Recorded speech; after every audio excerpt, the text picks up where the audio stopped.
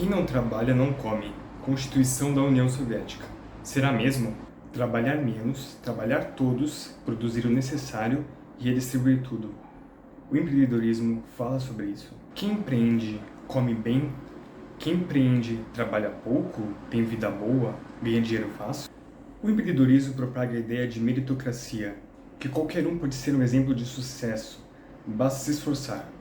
Mas essa promessa de recompensas, poder e privilégios com base nos resultados individuais não acaba apagando a luta de classes e negando os conflitos entre o capital e o trabalho? Você que quer empreender, o Estado burguês, que é a mão visível do capital, do mercado, pois não há capitalismo sem Estado.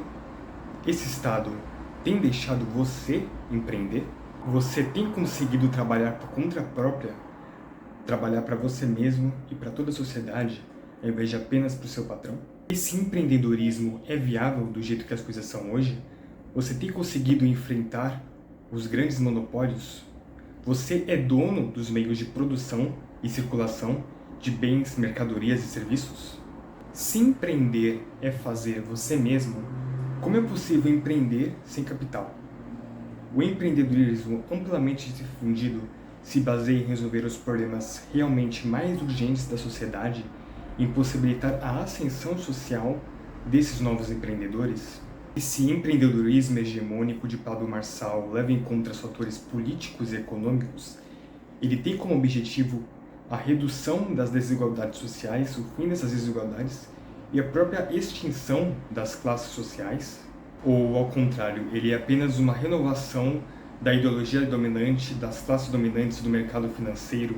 Arma ideológica que, disfarçada de enfrentamento ao sistema, serve como uma arma contra a luta dos trabalhadores, contra a demanda dos socialistas, dos comunistas, para que o trabalho realmente seja social e universal, contra o fim da exploração do homem pelo homem e do trabalho pelo capital, do empreendedorismo pelo capital, maquiando o empreendedorismo do homem dono de si mesmo como algo livre.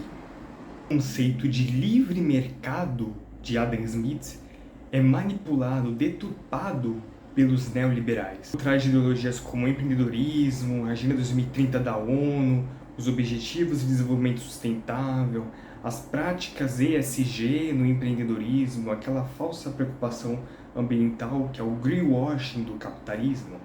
Essas ideologias propagadas também pelos políticos, que são a classe reinante, facilmente manipulada pelo capital.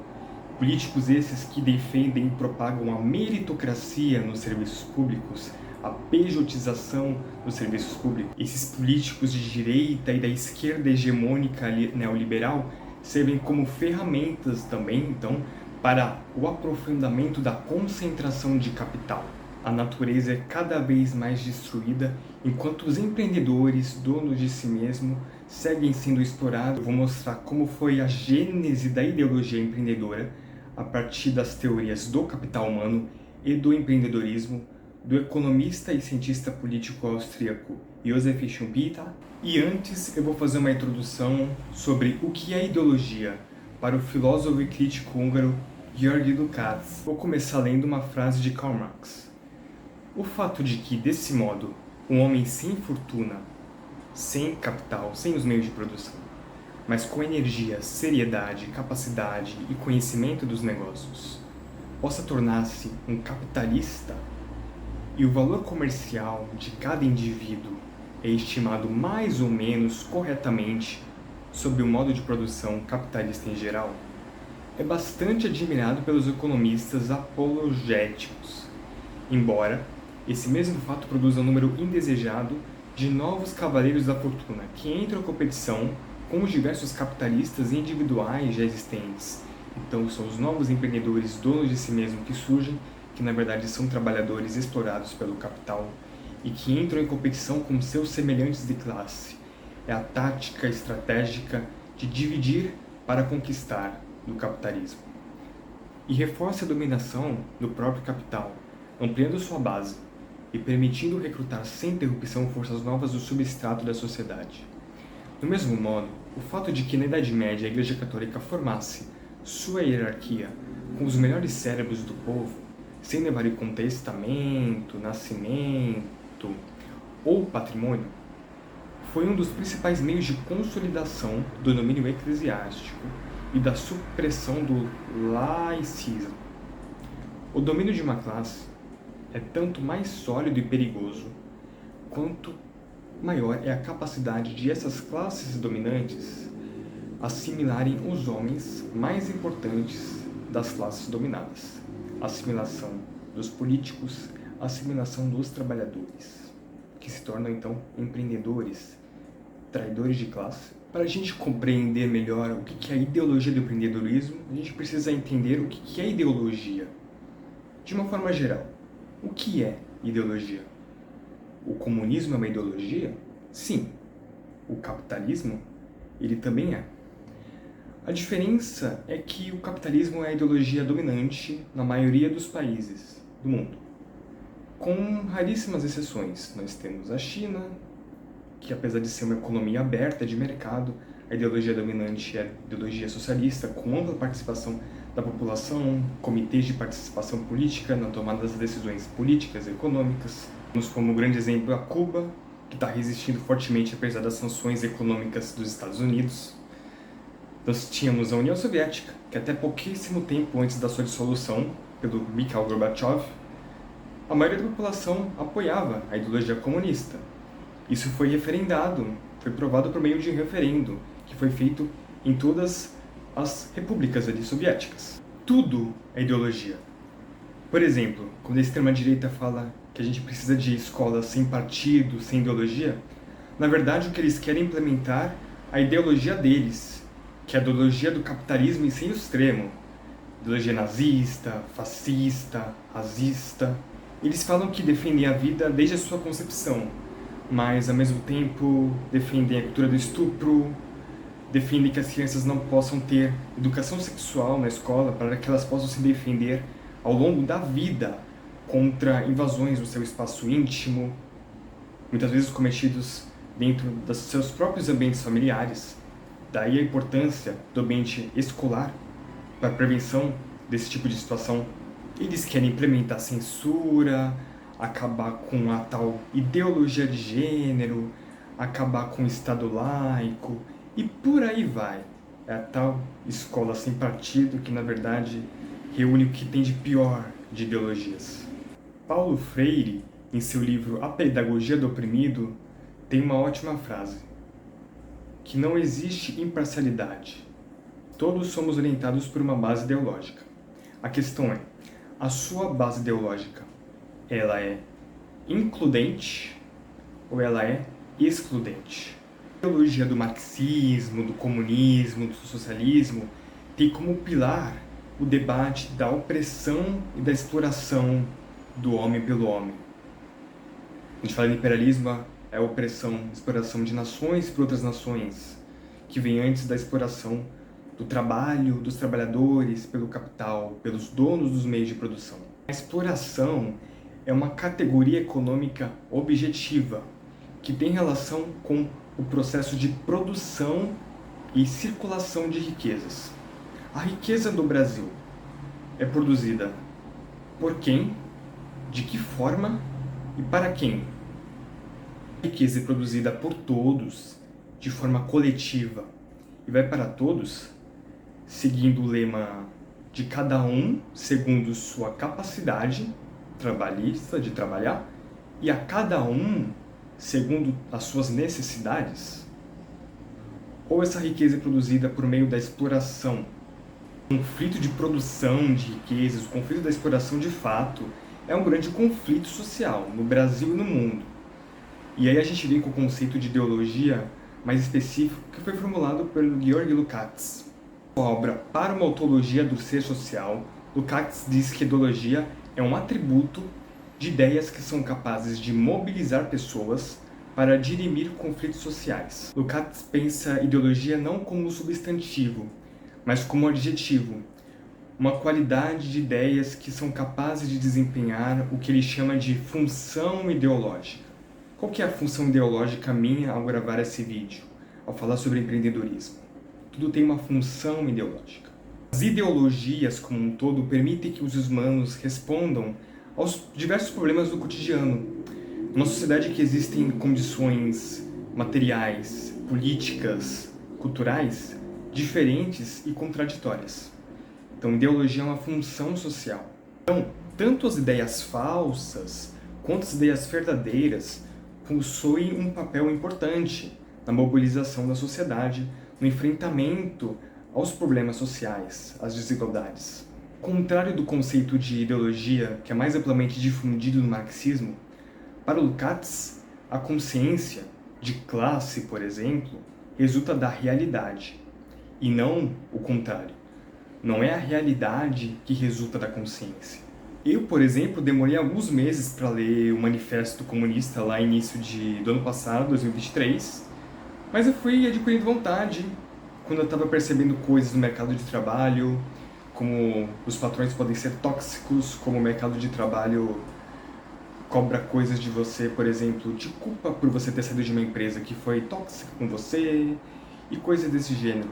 E aí eu fui estudando mais, e desde quando eu fui tentar empreender, eu já tinha consciência de classe. Eu já sabia o que era marxismo, já me considerava, digamos, comunista. E conforme a minha tentativa de empreender deu errado, eu posso hoje ter uma visão crítica e vir aqui aprofundado com uma bagagem teórica também, fazer uma crítica marxista do empreendedorismo. E claro, essa experiência foi boa para aprofundar, na verdade, a minha consciência de classe, porque eu não sou empreendedor, eu não vou tentar se empreender e ter sucesso, não. Eu sou um trabalhador. Se eu não tenho capital, se eu não tenho os meios de produção, a chance de eu conseguir empreender, de criar uma solução, por mais tecnológica que seja, por mais que resolva problemas importantes, eu não tenho nome, não tenho sobrenome, não tenho contatos, não tenho grana. Então, é puramente uma questão de sorte. Porque meritocracia, esforço, dedicação, não existe. E eu aprendi isso com a realidade. Concepções infames como o nazismo, o fascismo, e concepções emancipadoras como o comunismo, o feminismo, tudo isso são ideologias. Isso do vídeo, quando eu queimei o dinheiro e a capa do livro do Marçal, também há uma ideologia implícita. Há uma crítica implícita ao fetichismo da mercadoria e do dinheiro no capitalismo, que foi delineado muito bem pelo Karl Marx, onde as relações sociais capitalistas são relações entre dinheiro e mercadoria, e não relações entre pessoas. Empreendedorismo tem tudo a ver com isso também. E tudo é ideológico. Lukács mostra bem isso pra gente. Agora que a gente já discutiu o que é ideologia e por que tudo é ideologia, vou mostrar como que surgiu a ideologia empreendedora, a partir de duas teorias do chamado pai do empreendedorismo, que é o Joseph Schumpeter, a teoria do capital humano e a teoria do empreendedorismo. No meu curso técnico de desenvolvimento de sistemas, eu tive, durante o ano, aulas de empreendedorismo. E o meu professor disse que o primeiro empreendedor da história tinha sido Marco Polo. Marco Polo, um navegador que deu o start no colonialismo europeu na China, em toda a Ásia. E aí depois, séculos depois, teve a Guerra do Ópio, Hong Kong só deixou de ser uma colônia britânica até finalzinho do século passado, 1997, foram séculos aí de exploração britânica ali em Hong Kong, trabalhos forçados, uma espécie de apartheid, né? E virou piada na época, né, entre a gente. Nossa, meio ruim esse modelo de empreendedorismo, né? Se for usar, assim, exploradores, navegadores como empreendedores, né? Poderia citar, pelo menos, o General Rondon, que iniciou a expedição ali de indigenista, né? Primeiro indigenista do Brasil, e aí depois ele criou o SPI, Serviço de Proteção Índio, que durante a ditadura militar foi extinto, e surgiu aí a FUNAI, e a gente sabe o que aconteceu, né? Aquelas falsas certidões negativas de que indígenas não estavam morando em tal região, e aí a boiada passava, né? E aí a gente vê isso desde a ditadura e hoje parece que não muda muito, né? O outro explorador, além do Rondon, poderia ter sido o nosso Luiz Carlos Prestes. Foi o líder da coluna Prestes, que um jornal aí disse que foi a maior expedição da humanidade, a maior marcha da humanidade. né? Durou vários anos, foram percorridos mais de 25 mil quilômetros em guerrilhas contra a República Oligárquica, né? Com certeza a Coluna Prestes foi fundamental na derrota da República Velha, derrota da República Oligárquica. E o Prestes, depois de um tempinho, ia acabar se tornando comunista. Na época da Coluna Prestes ele não era comunista ainda. Deu um rompimento ali com... esqueci o nome do cara, né? Que era militar e também estava junto com o Prestes na liderança da Coluna. Mas enfim, Prestes outro grande herói nacional, né? Agora vai citar Marco Polo como empreendedor, é meio difícil, né? Bom, mas vamos ao que interessa. Primeiro eu vou falar sobre a teoria do capital humano do Schumpeter, que na verdade é a teoria do networking, mas atualmente a gente pode chamar do jeitinho brasileiro de se virar na vida, né? Que nem eu tava com dificuldade de me colocar no emprego, consegui um novo emprego, também eu queria dar muito pitaco nas decisões, eu não aguentava mais receber só ordens, ó, desenvolve esse sistema aqui, resolve esse bug aqui no sistema, e é isso, recebe ordens, e às vezes reuniões desnecessárias, enfim, não tinha liberdade, enfim. E, claro, trabalhei para uma empresa como estagiário que desenvolvia sistemas para B3, mercado financeiro, hoje já entendo o que é o mercado financeiro. Aí depois fui desenvolver ali e-commerce, né? Legal, mas não tem muito benefício assim para a sociedade, digamos assim, né? Você tem a nossa varejo, indústria de varejo sucateada, né? Você tem aí preços exorbitantes, né? Não tem um investimento na indústria, então, né? E aí depois passei pouquíssimo tempo, menos de um mês, nas outras empresas também por culturas tóxicas, né? Microgerenciamento, então eu tenho experiências bem ruins nesse sentido. Mas então, o que diz a tal da teoria do networking? A teoria do capital humano diz que, além da educação formal, experiências de trabalho como seu currículo, né, seu histórico, os contatos que você faz nas empresas e cursos técnicos profissionalizantes, que foi o que eu fiz, que estavam começando a se popularizar ali na segunda metade do século passado, essas experiências, esses cursos técnicos seriam então benéficos para o aumento do capital humano. No cenário atual, já avançando um pouco, a gente poderia considerar também experiências como tentativas de empreender, gravação de conteúdos para a internet, blog posts, compartilhamento de conhecimento, que hoje a gente tem a internet que é muito boa para isso, né? O problema é saber filtrar o que a gente consome, né? Então tem um lado bom a internet, né? Tem aquela frase de que você precisa ser visto, né? Ninguém chama, ninguém se preocupa ou enxerga uma potencial parceria, uma oportunidade para quem não é visto, né? E se a gente conectar também com o fetichismo da mercadoria de Marx, a gente percebe que os nossos contatos, né, as nossas experiências, essa transformação como mercadoria, que agregam a gente como mercadoria. Porque no final de contas, no capitalismo, nós que não somos os donos do meio de produção, nós que não temos capital, nós podemos apenas vender a nossa força de trabalho, né? Para ganhar um salário ali, né? Claro, com a extração de mais-valia. Então, a gente é uma mercadoria, a gente se vende para o mercado de trabalho como mercadoria, em competição com diversas outras mercadorias, que são os candidatos nos processos seletivos, e as experiências, as empresas que passamos, as palestras que fomos, os certificados que tiramos, eles agregam nessa nossa mercadoria, agregam esse valor que é o capital humano. Então nós nos transformamos em capital. Nós somos, não humanos mais, nós somos um capital que precisa estar em constante valorização. Nós precisamos sempre incrementar nosso capital humano para nos destacarmos. A teoria do capital humano também diz, em suma, que é possível, ao mesmo tempo, então, ser trabalhador e capitalista. Será? Para a gente aprofundar essa questão, entrar um pouco já no empreendedorismo, a gente precisa se atentar para o conceito de maximização da felicidade. É o hedonismo, né? Que é a busca por obter o máximo de felicidade, benefício ou valor a partir de determinado bem ou serviço, a partir de alguma determinada atividade nossa.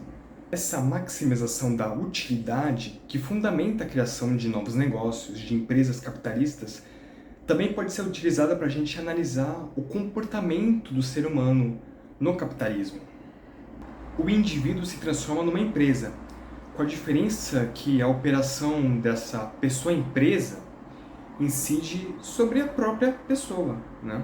Sobre ela mesma. Esse indivíduo simbiótico, que é ao mesmo tempo capitalista e trabalhador, funciona como um processo de produção, como uma fábrica, digamos. Nosso comportamento gira sempre em torno de acumular capital humano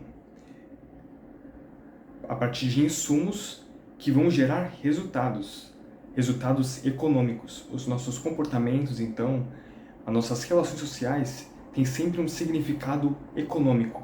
Que vantagem econômica eu vou obter com isso? Com os insumos adequados, fazendo determinada faculdade, assistindo determinada palestra, fazendo determinado curso, entrando em contato, estabelecendo contatos, amizades com determinadas pessoas da classe dominante, por exemplo, eu pretendo obter resultados, né? Pretendo me encaixar nessa classe dominante, pretendo me livrar dessa opressão, só que ao mesmo tempo, sem perceber, eu posso acabar participando dessa opressão capitalista. Porque, como dizia Paulo Freire, quando a educação não é libertadora, o sonho do oprimido é se tornar um opressor. E isso se apresenta na sociedade de diversas formas, também no empreendedorismo. Então, com esses insumos, com o aumento do capital humano, o indivíduo se tornaria mais produtivo. Agora, produtivo para quem? Para ele, para a sociedade como um todo? Ou para o patrão, por mercado financeiro, para a classe dominante? E espera-se obter benefícios maiores, né? Um aumento de salário, uma PLR, mas existe uma constância nesse aumento? Existe uma relação direta de novos insumos para novos resultados imediatos? Quem determina os insumos que eu vou injetar no meu capital humano? Eu sempre determino? Ou o mercado, o ambiente de competição do mercado de trabalho, os processos seletivos, a propriedade privada, o patrão, o capital, eles que determinam? Os rendimentos, né, do trabalho, promoção, aumento de salário, eles são compreendidos como os dividendos, né, daqueles investimentos no capital humano. Separação no indivíduo que ele faz consigo mesmo daquelas atividades que são economicamente úteis, ou seja, que acumulam capital humano, e daquelas que não são úteis. Coisas que são úteis, de acordo com a ideologia do empreendedorismo. Acordar às 5 da manhã, tomar um banho gelado, mudar o seu mindset, ler Pablo Marçal, publicar cortes no Instagram. São coisas que são ditas úteis. Agora, ter mais tempo com lazer, para família, amigos, ter tempo para estudar, ler, assistir, consumir e produzir a arte que eu quiser, estudar o que eu quiser, são coisas que não agregam capital humano, que não me valorizam. Então, são coisas que devem ser evitadas do capitalismo. Um momento de fruição, um momento até de crítica, né, sobre o que eu vou consumir, de entretenimento, né? A gente consome o pouco que é facilmente, rapidamente assimilável, que é facilmente consumível e disponibilizado por nós, por meio da grande mídia, por meio da indústria cultural. E essa indústria cultural, claro que traz consigo a ideologia individualista, né? Aqueles shows sensacionalistas, por exemplo, no programa do Luciano Huck, né? Esses programas de TV aberta, por exemplo. Esse indivíduo capital busca estar constantemente se valorizando nessa competição pelo maior lucro, no caso, pela competição pela renda, né? Pelo salário, junto com seus semelhantes de classe, que não são vistos como semelhantes de classe, né? Muitos dos trabalhadores que são os capitais humanos, capitais personificados em humanos, receber um sonho de valsa e um panetone do Natal, do patrão, é um sinal de autovalorização, é um sinal de que eu estou acumulando capital, eu estou me valorizando. Para muitos programadores, por exemplo, receber tarefas mais complexas, sem uma compensação, um aumento de cargo, ter que fazer horas extras, são sinais de valorização. Por mais que ele produza em um dia, digamos, R$1.000 de riquezas para receber apenas R$100, mais que ele tenha como única opção vender a sua força de trabalho em troca de salário, por mais que ele não tenha liberdade de opinião dentro do trabalho, por mais que ele não usufrua do aumento dos lucros, que ele não participe ali da gerência dos meios de produção, do direcionamento da produção, ele está contente recebendo ordens. Os trabalhadores são isso. Porque no final das contas, o importante é que o capital humano está aumentando. O tempo de trabalho, os projetos realizados, o currículo está crescendo. Uma hora eu vou me beneficiar, né? Para fechar a teoria do capital humano, vou citar um curtíssimo trecho de Douglas Barros, no seu artigo na Boitempo, A Ontologia do Ser Neoliberal. O senhor e o escravo se fundem nessa consolidação do sujeito empreendedor. O colaborador impõe sua própria regra, condicionada pelo espaço competitivo, né? Seja o trabalhador ali na competição contra as pessoas que estão também buscando emprego, ou o empreendedor na competição com os empreendedores, empresários que atuam no mesmo nicho, no mesmo negócio. E por isso ele acredita ser então autônomo e autossuficiente. Agora, vai querer você criar um novo Google? Você acha que vai conseguir enfrentar os monopólios? Seus sofrimentos, suas dores e suas angústias serão vistas por si mesmo como uma fraqueza intolerável no ambiente da concorrência universal. Também as desigualdades, a pobreza e a miséria, todas as mazelas humanas do capitalismo, vão ser vistas como um fracasso e não como um problema social. Enquanto a teoria do capital humano estabeleceu as habilidades, as experiências, os conhecimentos e as condições com valor econômico, as personalidades e os egos, né, que se adaptam facilmente à exploração diária, né? A teoria do empreendedorismo, também do Joseph Schumpeter, que é o pai do empreendedorismo, trouxe como novidades adicionais o conceito de inovação, a capacidade de ter uma análise crítica, ter ideias criativas. A noção abstrata de empreender, que é realizar atividades com o objetivo de obter lucro, já existia. Mas foi só a partir da década de 1980 que o empreendedorismo passa a surgir como um objeto de discussão na sociedade e também como um campo de estudo acadêmico. Ronald Reagan, o presidente dos Estados Unidos, que todos nós odiamos, os Estados Unidos e o Ronald Reagan, declarou a década de 80 como a era do empreendedorismo. Nessa época surgiu o Vale do Silício, ele ganhou destaque principalmente com Steve Jobs da Apple e o Bill Gates da Microsoft, que todo mundo ama sua filantropia. Começou-se a estudar quais seriam os atributos psicológicos, comportamentais e sociológicos para o empreendedor. Que a gente começa a perceber como a teoria do capital humano e a teoria do empreendedorismo, apesar de serem duas teorias distintas, têm uma grande complementariedade, uma grande lógica comum, que é a lógica da meritocracia, do individualismo.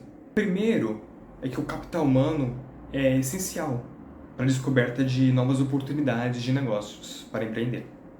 Segundo é que o capital humano, nós podemos incluir o sobrenome, a rede de contatos, a herança que porta, é útil para o lobby, para a aquisição de capital, de recursos financeiros que permitem a criação de negócios, ou para ser selecionado nas contratações dos políticos, prefeitos, governos estaduais, sem licitações, fraudes em licitações, né? O grande lobby da política, o grande lobby das amizades, dos parentescos. Terceiro, o capital humano ajuda a expandir as habilidades competitivas, as vantagens competitivas das empresas, dos capitais humanos individuais, trabalhadores, na competição ali nas seleções.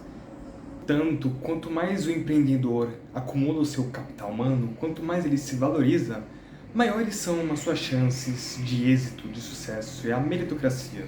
E aí a gente consegue observar as contradições do empreendedorismo. Porque a gente tem esse argumento implícito de que o indivíduo ele é responsável pelo sucesso de si mesmo, né? Pelo sucesso da sua empresa, da sua ONG, da sua organização social. Mas se isso é verdade, então ele acaba então sendo também responsável pelas suas próprias condições de vida, condições de trabalho, né? Se o negócio não dá certo, não é por causa da concentração de capital, não é por causa do favorecimento de privilégios ali dos políticos, dos donos do capital, das classes dominantes. Ele é um responsável. Não é o desmantelamento do Estado, o desmantelamento dos serviços públicos, a precarização das condições de trabalho, que muitas vezes faz justamente as pessoas quererem empreender como uma saída para o mercado de trabalho precarizado do neoliberalismo, né? Mas não, tudo isso não é discutido, né? Então, há a falácia do empreendedorismo de que o indivíduo ele é responsável por todos os fatores políticos, econômicos, sociais de sua vida. Ele é o dono de si mesmo em todos os aspectos. É isso que o empreendedorismo propaga. O humano, no geral, todas as ações humanas são reduzidas a uma dinâmica de reprodução das relações econômicas e sociais do capitalismo, da reprodução do status quo, a manutenção das coisas como elas estão. Todos os aspectos do comportamento humano, não só na sua vida ali dentro do mercado de trabalho, dentro das empresas, mas na sua vida fora do trabalho, né? Até mesmo a cor do cabelo, né?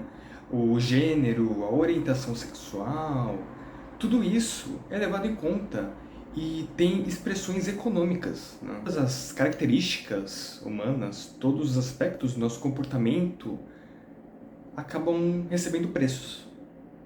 Qual é o seu preço no capitalismo? Agora a gente vai adentrar na ideologia empreendedora, que surgiu por meio da fusão da teoria do capital humano com a teoria do empreendedorismo. A partir dessa simbiose, apenas a fusão entre o senhor e o escravo na escravidão moderna do capital e a assimilação do empreendedorismo pela academia, a partir da década de 80, não seriam suficientes para o surgimento da ideologia empreendedora como temos hoje. Foi necessária a vulgarização das concepções teóricas presentes na teoria do capital humano e na teoria do empreendedorismo do Schumpeter, nessa economia do capitalismo tardio neoliberal, onde a classe trabalhadora é cada vez mais humilhada e amedrontada pelo mercado, com condições de vida cada vez mais precárias. A ideologia empreendedora surge como uma das diversas reações do capital às contradições inerentes do sistema capitalista, especialmente a redução das taxas de lucro. Inúmeras crises econômicas que ocorrem desde a década de 70, primeiro nos países centrais e depois nos países periféricos, deram start nesse processo do neoliberalismo. A causa da queda dos lucros é a própria dinâmica capitalista de extração de mais-valia relativa. Mais-valia relativa que é a diferença entre o valor que é produzido pelo trabalhador e o salário dele, que é resultado do aumento da produtividade da economia com as automatizações, os avanços tecnológicos, sem um aumento proporcional equivalente no salário. Cada vez mais a gente produz mais bens, mercadorias, serviços em menos tempo, mas mesmo assim a gente ainda trabalha, a grande maioria, 8 horas por dia, muitos até mais do que isso. E claro que é bom lembrar que a conquista das 8 horas de trabalho diárias, né, direito a férias, 13º foram conquistados a partir só de 1932, no governo do Getúlio Vargas, muito graças também à luta, né, aos protestos, à luta dos comunistas, que foram importantíssimos não só nessa luta, mas na luta pela criação da Petrobras, na luta pela criação de empresas nacionais, né, do controle estatal maior na economia, né. Hoje nós temos ainda nós comunistas do PCBR, por exemplo, nessa luta, né, pela redução, pelo fim da escala 6x1, assim como o movimento VAT, do Rick Acevedo, é importante aí acompanhar, redução, fim da jornada 6x1, redução do trabalho, jornada de trabalho para 30 horas semanais, são lutas importantes, né? A gente luta contra essa extração de mais-valia relativa. Até 1932 tinha muita gente trabalhando aqui nas fábricas do Brasil, trabalhando 16, 17 horas por dia, né? Assim como acontecia numa certa época lá na Europa, no Reino Unido, né? E a mudança nessa situação só foi possível por meio de muita luta da classe trabalhadora, unida como força de trabalho e como classe, né? Hoje a gente tem muita exploração da mais-valia relativa, que é o aumento da produtividade com o avanço tecnológico, mas antes era mais explorada, não a relativa, mas a mais-valia absoluta, que é o aumento da jornada, jornadas exorbitantes, sem um aumento de salário, né? Então você trabalhava mais sem receber um salário maior e os salários eram de miséria, né? Então nós tivemos muitas conquistas importantes nas últimas décadas, mas a luta não está ganha, né? A situação não está boa e a tendência é piorar. Para a teoria marxista, para os comunistas, os capitalistas, que são os donos do capital, os donos dos meios de produção, né? Fábricas, das empresas, dos equipamentos, das patentes, dos processos produtivos e donos também das mercadorias competitivas que competem com as outras mercadorias semelhantes, que são os trabalhadores, né? Os donos de si mesmo, os capitais humanos. Listas exploram os trabalhadores, a classe trabalhadora que não tem os meios de produção, não possuem capital e possuem apenas a sua mão de obra, sua força de trabalho para venda, né? Em troca de um salário, mas sempre recebendo menos do que produz, né? Uma pequena parte das riquezas que produz, que as riquezas vão para o patrão, para os donos do meio de produção, né? E essa exploração é feita por meio dessa extração. Por que eu ganho menos do que eu produzo? Por causa da extração da mais-valia. A mais-valia absoluta e hoje, principalmente, a mais-valia relativa. Então, não importa se você ganha 5 mil, 10 mil, 50 mil, 100 mil reais, né? Tem que levar em consideração o seu custo de vida, tem que levar em consideração o quanto de riqueza você gera, né? Tem que levar em consideração o seu patrão extrai mais-valia de você, você produz mais do que recebe, você não é dono dos meios de produção, você pode ser demitido, inclusive sem justa causa, a qualquer momento. Você precisaria, por mais que pudesse ter os meses de tranquilidade e tal, períodos sabáticos, teria que em algum momento trabalhar para voltar a sobreviver, para manter a sua existência física. Você não vive dos trabalhos dos outros, do esforço dos outros. Você não gerencia trabalhadores. Então, com certeza, independentemente do seu salário, você é um trabalhador. Você faz parte da classe trabalhadora. Você não faz parte da burguesia. Você não é um capitalista. Não é sobre salário. É sobre quem detém os meios de produção. Quem tem relações com a política, com a classe reinante do capitalismo. Quem possui capital. Claro, até por experiência pessoal. É sobre quem resolve empreender por vontade, por ter uma ideia genial, ou por necessidade, por perseguir uma ideia falsa de meritocracia, por tentar a sorte, porque simplesmente o mercado de trabalho, as condições de trabalho e de vida te fazem perseguir o caminho aparentemente mais fácil, independente. Mas sem capital, sem os meios de produção, sem contatos, não vai dar certo. Para mim não dá. Então, o principal objetivo do socialismo científico, que foi formulado por Karl Marx e foi implementado pela primeira vez por Vladimir Lenin na Revolução Russa, que durou 5 anos, depois foi instaurada a União das Repúblicas Socialistas Soviéticas, que, como eu já disse, as classes trabalhadoras, a população em peso queria a manutenção da União Soviética, pouquíssimos meses antes do golpe que ocorreu na sua dissolução. O objetivo do socialismo é a tomada do poder político e econômica, ou seja, também principalmente dos meios de produção, pela classe trabalhadora, para a instauração de um Estado proletário, controlado pela classe trabalhadora, onde reinem a igualdade de fato, e não a igualdade apenas na lei, onde não haja mais as misérias, as mazelas humanas, né? Fome, gente sem moradia, gente sem saúde, educação, falta de segurança, criminalidade pelas condições econômicas precárias. A tomada dos meios de produção é essencial, porque é por meio da privatização, por meio desses meios de produção, que a classe trabalhadora e também os pequenos empreendedores, os empreendedores em aspiração, são explorados por meio da extração de mais-valia. E diversas formas, né? Absoluta, relativa, participação nos lucros, aquele money que na verdade não tem smart nenhum, é só um dumb money que depois te abandona ali no negócio, deixa você falir, não tem problema porque o dele já tem. Tem que tomar cuidado com isso. Mas voltando à queda da taxa de lucro dos capitalistas nas últimas décadas, a principal reação do capital envolve, por exemplo, a redução da rotação do capital, que é o tempo que decorre entre a produção e a circulação de bens, mercadorias, serviços do capital, né? Você tem cada vez mais produção, com mais destruição da natureza e mais consumismo desenfreado.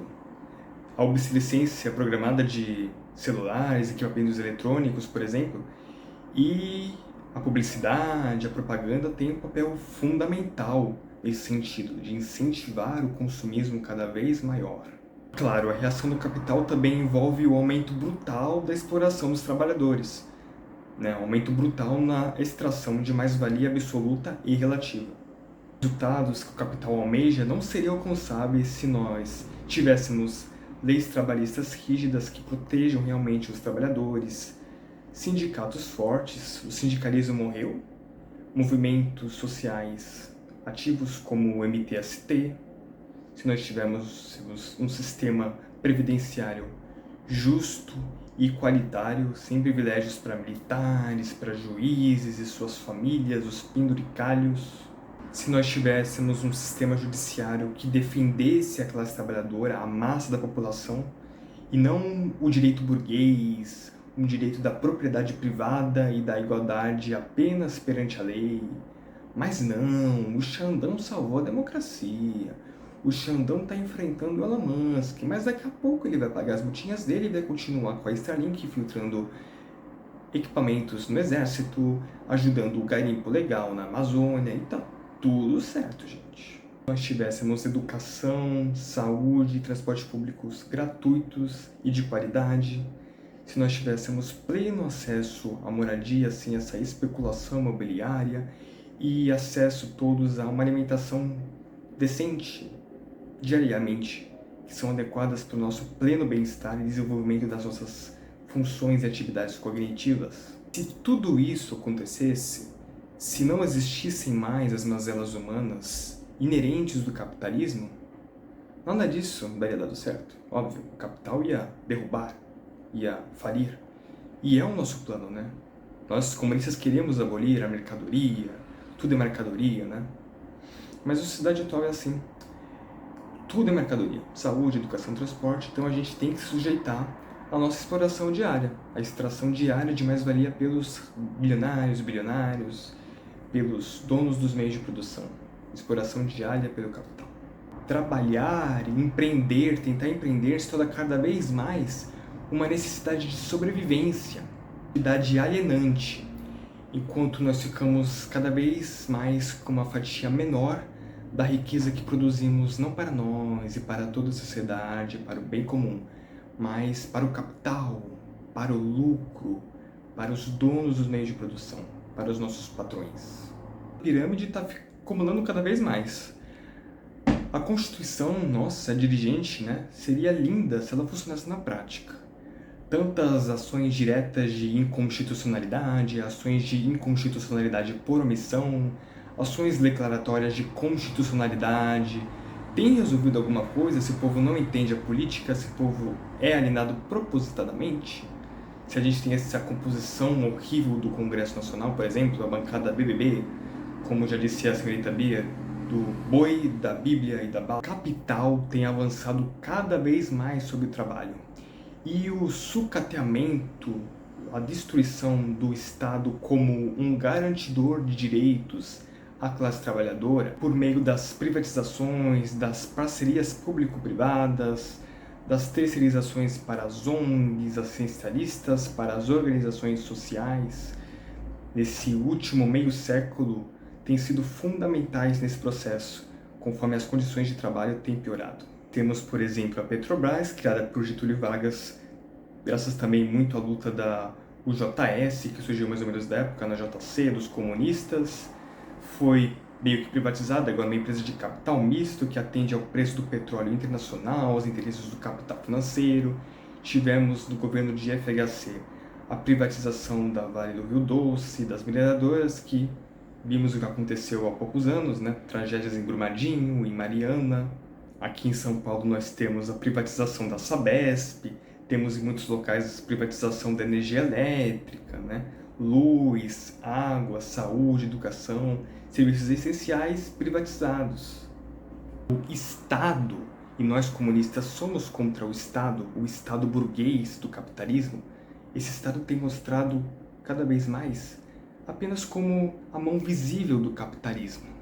Tem mostrado cada vez mais o seu caráter burguês. O Estado é a mão visível do mercado, do capital financeiro, dos capitalistas donos dos meios de produção. Lula, cadê a Revolução Socialista? Cadê o povo no poder? A liberalização cada vez maior do capital financeiro, a abertura das economias nacionais ao comércio global e a fixação freudiana com a austeridade fiscal são exemplos dessa reação do capital. Os liberais são burros. Vê se os Estados Unidos, por exemplo, fazem um corte de gastos, corte nos gastos com o exército para aplicação de golpes de Estado em diversos países ao longo da história. Agora eles estão ali incentivando o sionismo no Oriente Médio de Israel. Daqui a pouco eles vão fazer uma terceira guerra. Teto de gastos só existe nos países subdesenvolvidos, não é? Agora, vocês acham que a China, que saiu de um país subdesenvolvido para um país em desenvolvimento, que está desafiando a polaridade, ou melhor, a influência dos Estados Unidos, vocês acham que a China cresceu o que cresceu em 40 anos cortando gastos? E claro, né, os cortes de gastos aqui no Brasil, e sim, governo Lula, Haddad, do PT estão cortando benefícios sociais da classe trabalhadora, BPC, abono salarial, ameaçando cortar pisos constitucionais da saúde e da educação sob uma desculpa de combater fraudes. Como sempre, a classe trabalhadora é quem é atacada, né? Enquanto a ideologia do empreendedorismo ganha destaque, né? Mas pelo menos a extrema-direita perdeu a eleição, né? Mas ela continua firme e forte, hein? Firme e forte, graças a essa esquerda hegemônica do PT, por exemplo, esquerda liberal e antirrevolucionária que deturpa o que é ser de esquerda, deturpa o que é ser socialista. Esquece a luta de classes, finge que não existe. Num debate economia, fica só ali, num discurso identitário, sem debater as questões econômicas, sem debater a dependência econômica do país. Até o conceito de livre mercado, o liberalismo de Adam Smith é descontextualizado, é deturpado. Eu vi os comentários do Hugo Apontes muito bons nesse sentido, né? Então, os liberais de hoje, os neoliberais, eles são burros, eles não honram nem os que eles dizem seguir, eles deturpam o que eles dizem seguir, né? Deturpam a própria ideologia. Pretendo falar mais sobre imperialismo, a teoria marxista da independência, ou melhor, da dependência, em outros assuntos e outros vídeos. Mas, em suma, o que a gente vê nesse neoliberalismo, né, também nessa ideologia empreendedora, é a hegemonia, o conceito de hegemonia de Grant. Sentimento forjado por meio de golpes de Estado, inclusive o golpe de Estado do Brasil, apoiado pelos Estados Unidos, por meio de muita dominação imperialista, né? Política, econômica, social, cultural e também intelectual. O Brasil adora elogiar, saudar, prestigiar os seus abusadores, os abusadores do Brasil, como disse uma vez o humorista querido Pedro Cardoso no Instagram dele, ele posta muita coisa legal.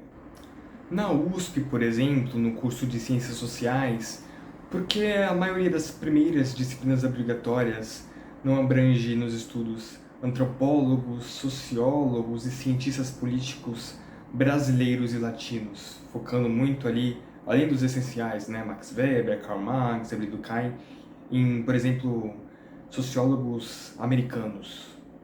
Por que o economista Delfim Neto, um dos responsáveis pelo AI-5 da ditadura, esse abusador do Brasil, Delfim Neto foi um abusador do Brasil, foi colocado no mesmo pé de igualdade de importância, né, de pêsames, pelo Haddad, pelo governo Lula, pelo próprio Lula, no mesmo pé de igualdade do que a Maria da Conceição Tavares, economista importantíssima que combatia o neoliberalismo dos tecnocratas. O capital, o Estado burguês está disposto a tudo.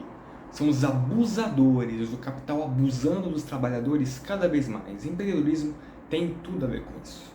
O neoliberalismo é aplicado nos países em desenvolvimento, subdesenvolvidos, pelos países desenvolvidos, né, pelas grandes nações imperialistas que disputam a maior fatia do mundo, por meio de muita coerção, né? Uma coerção forjada.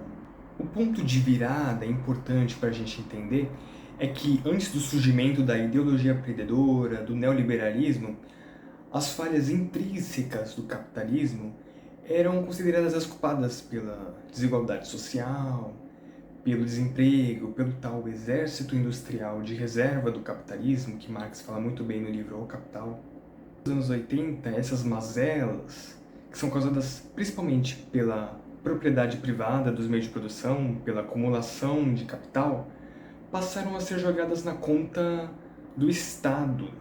Passaram a ser jogadas na conta do Estado por si só, dos sindicatos e dos partidos de esquerda tradicionais. O capitalismo passou a ser considerado não um problema, mas sim a solução universal, o grande herói dos filmes de super-heróis da Marvel, da DC, que vai trazer a paz, que vai acabar com as mazelas da sociedade. É o capitalismo, nenhuma alternativa ocorreu, sabe?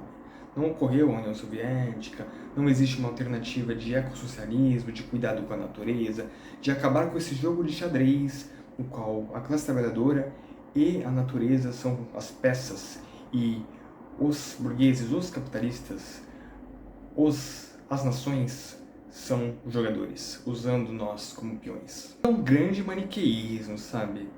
Todas as experiências capitalistas são perfeitas e todas as experiências socialistas, ainda que uma tentativa em progresso, aí um capitalismo de mercado, um exemplo da China, por exemplo, são experiências ruins, são experiências que ou acabaram de vez com o socialismo, quebraram o contrato, existe o contrato de como deve ser exatamente uma sociedade socialista, ou fala, não, tá dando certo porque é capitalista. Não, China é capitalista, é igualzinho aos Estados Unidos.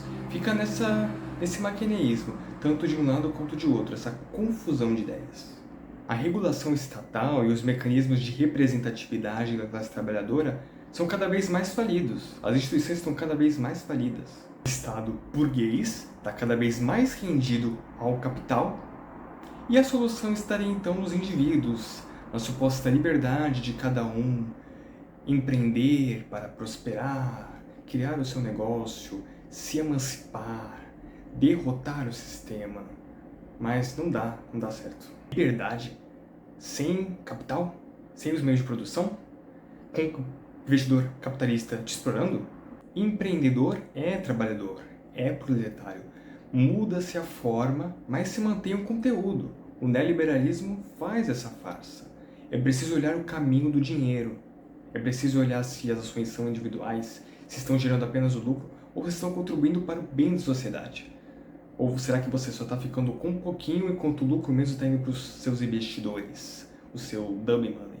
Com o desmonte dos sindicatos e a domesticação dos partidos de esquerda, a responsabilidade individual sobre a prosperidade se torna a ideologia dominante, né? A ideologia do empreendedorismo. A responsabilidade diária de estar ali sendo explorado e de ter sempre que investir mais no seu capital humano, investir em você mesmo, para conseguir ter acesso às mercadorias, né?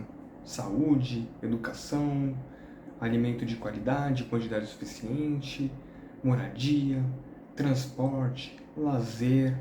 É investir na aposentadoria privada, é investir na bolsa de valores, nas criptomoedas, gerar uma base pequeníssima de lucro, que quase faz você sentir que você é um capitalista, que você é dono dos meios de produção, só porque você tem uma graninha ali rendendo. Mas você consegue fazer lobby, você consegue manipular, por exemplo, qual vai ser a taxa de juros na próxima reunião do Copom, nas reuniões ali do mercado financeiro, que só tem representantes de bancos, do capital financeiro, e não tem representantes de sindicatos, representantes dos trabalhadores, da massa da população, que é atingida, né, pelos empréstimos com juros altos, pela falta de conseguir investir num novo negócio, pela dificuldade de empreender justamente pelos juros altos. E Lula não faz nada. Vamos ver se o Gabriel Calípolo vai mudar alguma coisa no BC, não. Tem que revogar a independência do BC. Mas Galípolo citou Marx na tese de doutorado, mestrado, sei lá o que foi. Haddad também deve ter citado, né? Mas há uma grande diferença, né, entre a teoria e a prática. O cotidiano de exploração capitalista fratura as relações sociais, né, que são relações entre dinheiro e mercadoria, e acaba com a solidariedade coletiva, que só aparece de vez em quando o estrago já está feito. No caso do Rio Grande do Sul, por exemplo, se tem ali ações essencialistas, muitas doações, uma ação ali do governo federal, dos governos ali, né, municipais, do Estado, que só agora vão se preocupar com isso, mas não se debate o teto de gastos, não se debate a dívida pública, e a grande mídia, o jornalismo, não coloca pouco em ninguém, né? Não é hora de eleger culpados, né? É hora de unir forças para reconstruirmos a cidade, mas daqui a 3 anos a dívida pública do Rio Grande do Sul vai ter que ser paga. Ela não foi cancelada, por exemplo, poderia se cancelar a dívida. O valor da dívida, por exemplo, é 100 bilhões. A União diz, Rio Grande do Sul não vai precisar mais pagar essa dívida se ela gastar esse valor, que é o valor da dívida, em ações de prevenção aos desastres climáticos. Mas não, isso não acontece. Fernanda Melchiorre do PSOL apresentou essa proposta. Vê se foi para frente. Calma mobilização contra o Estado burguês, contra o estado de coisas atual, entre o socialismo e aí tem o ecossocialismo, né? Ou a barbárie. As pessoas estão muito contentes com a barbárie do capitalismo, cada vez pior. O neoliberalismo desse capitalismo tardio defende que a empregabilidade, né, o número de vagas de emprego, depende da flexibilização das condições de trabalho, porque tá ruim para todo mundo, né? Tá ruim para os empregadores também, né? Para os empresários. Aí a gente está falando de pejotização, terceirização, diminuição dos salários base, ou seja, da aposentadoria, sob o disfarce das tais PRLRs, né? Participações nos lucros, por meio das metas de produtividade, mas quem estabelece as metas é os caras que estão com dinheiro na mão, né? O patrão, né? Assim, né, gente? Vamos lá, né? A precarização seria uma conquista dos trabalhadores. Né? É uma oportunidade deles terem desafios e eles, por si próprios, alcançarem ali uma independência econômica, uma prosperidade financeira por meio do empreendedorismo. Então você tem um disfarce desse desmantelamento dos serviços públicos, dessa precarização cada vez maior das condições de vida, das condições de trabalho. Esse é o papel fundamental da ideologia empreendedora. É uma arma do neoliberalismo, é uma arma ideológica do capitalismo. Nós que debatemos política, nós que somos comunistas, que temos um projeto de futuro para o Brasil, né? Nós queremos que a classe trabalhadora que aqui produz as riquezas desse país, que aqui encarrega o país nas costas, ela tem que tomar o poder político e econômico, ela tem que tomar os meios de produção e aí sim incentivar um empreendedorismo, né, também, porque fazer por você mesmo, resolver você mesmo, mas não individualmente, a sociedade como um todo, unida, sem exploração, sociedade unida, resolvendo os problemas mais urgentes da sociedade. É um modelo diferente desse empreendedorismo que nós temos hoje. Nós temos que mostrar o que é o empreendedorismo, a verdade, a farsa, e defender o socialismo, né? Acho que a gente tem que combater o empreendedorismo, que, como dizia o Lukács, a ideologia do empreendedorismo é sim uma ideologia, né? Por mais que ela seja uma ideologia falsa, né? A ideologia de prosperidade, meritocracia sem capital, sem os meios de produção, né? Com a exploração ali pelo mercado financeiro. O empreendedorismo, né? Ele é sim uma ideologia, né? E ele não seria tão poderoso, não ganharia tanta força dentro da sociedade sem o seu caráter muito generalista, né? Você pode aplicar empreendedorismo de várias formas, né? Uma pequena empreendedora que tem uma doceria artesanal, que a causa da minha madrinha, tem o link embaixo, é uma empreendedora. Uma dona de um brechó, que a causa da minha mãe é uma empreendedora, né? Um cara que está com uma solução tecnológica, um app para pessoas com deficiência visual se locomoverem dentro de shoppings por meio de auxílio de home. Há esses casos de pequenos empreendedores que começaram a empreender, seja porque tem uma formação ali e não conseguiram emprego, né? Ou até porque gostam do que fazem, né? Mas não conseguem viver bem, adequadamente, por meio dessa atividade, graças à concentração de capital, graças aos monopólios, graças ao Estado que não incentiva os pequenos empreendimentos, né? Graças às altíssimas taxas de juros. A gente tem que pegar e dizer que o capitalismo, ele atrapalha o empreendedorismo. O capitalismo, sim, ele atrapalha o faça você mesmo.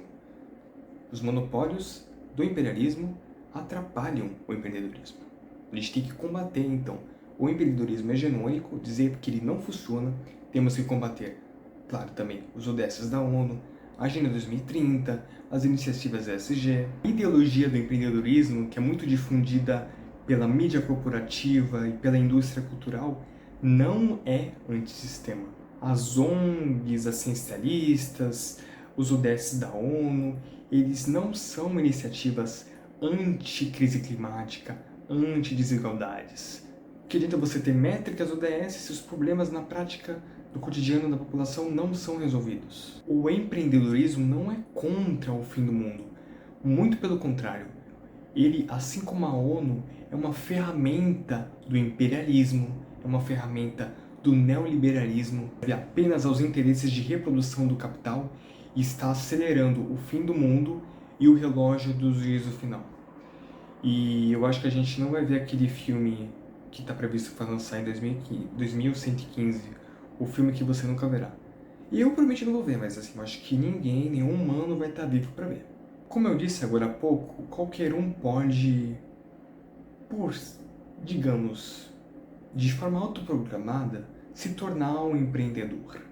Isso transforma o empreendedorismo em um conjunto de crenças meritocráticas que padroniza as massas, padroniza pessoas com condições sociais, condições materiais de vida bem diferentes, em meros reprodutores do fetichismo da mercadoria, meros reprodutores da sociabilidade capitalista, do modo de reprodução capitalista. Se a gente pudesse resumir o empreendedorismo em uma frase, eu diria que o empreendedorismo é a crise eterna, prolongada do capitalismo.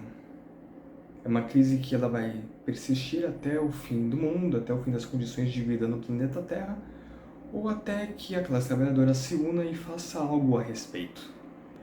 Os representantes dos interesses do capital incorporam cada vez mais a realidade do fracasso social, a psicologia coletiva. É só uma questão de mindset. Então acaba se invertendo as causas da crise.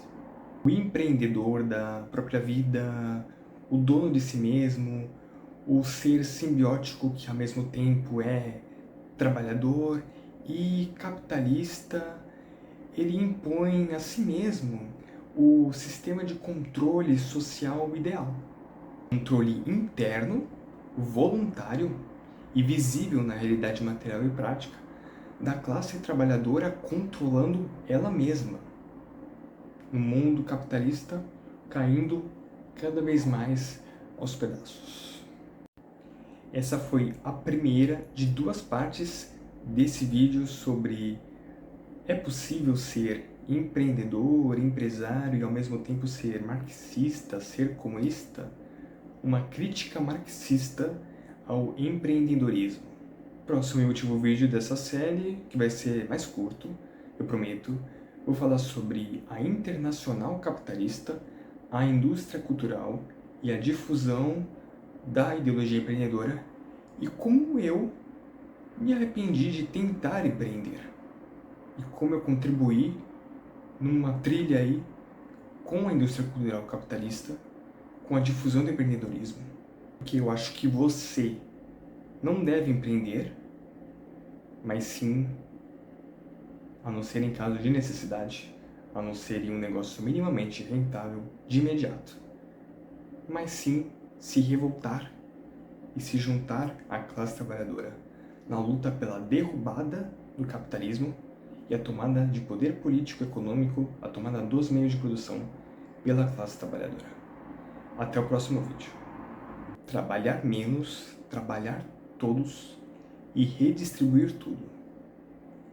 Quem não trabalha não vai comer. E se empreendedorismo é trabalho, então que toda a população do mundo empreenda.